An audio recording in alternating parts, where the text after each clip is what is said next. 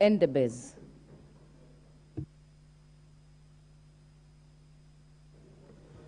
Thank you, Honorable Speaker, for allowing me to contribute to the report by the Committee on Appointments. On the onset, Madam Speaker, what I want to say is that I support this report with amendments.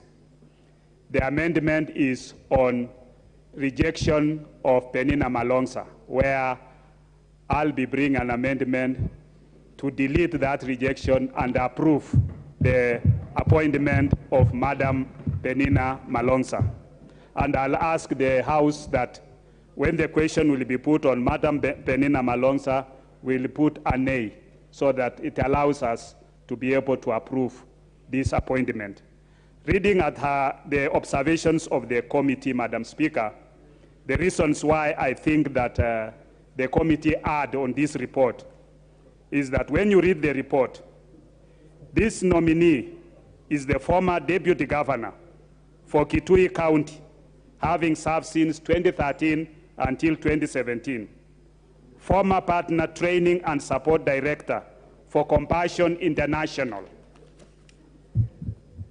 Kenya, office during the period 2012 to 2013, and also served as a program supervisor of Compassion International during the period 2010 to 2012.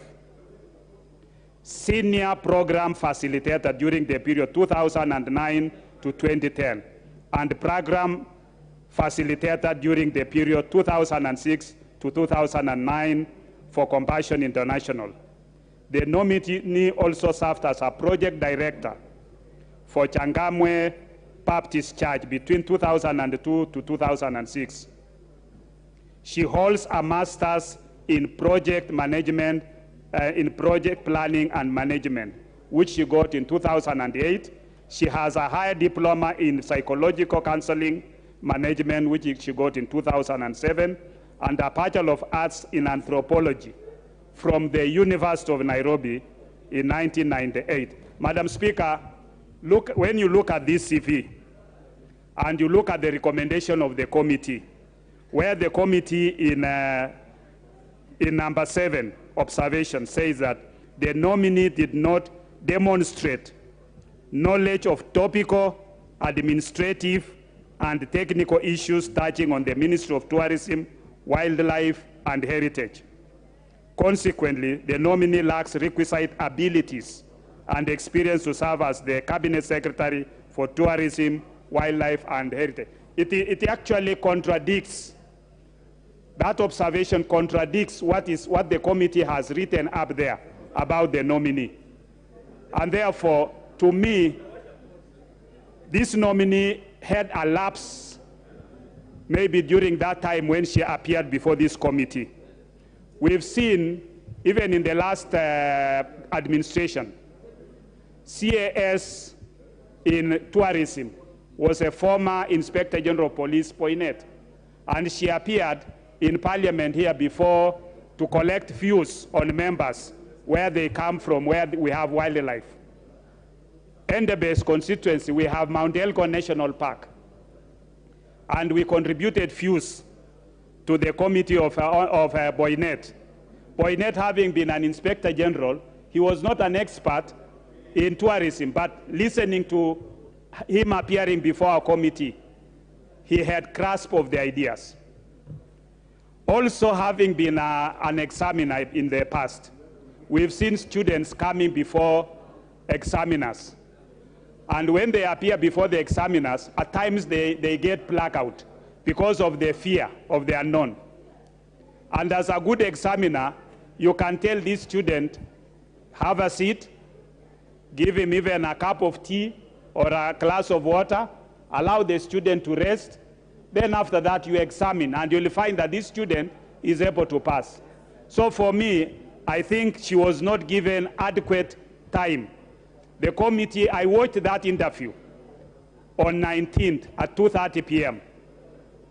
And I think the committee continued bumping questions to her. To me, as a doctor, the committee should have even given her time to rest and give her time to assess. somebody who has an anthropology degree, somebody who has a master's degree, somebody who has been a senior position of management, surely you end up with an observation that she does not demonstrate knowledge of topical, administrative, and technical.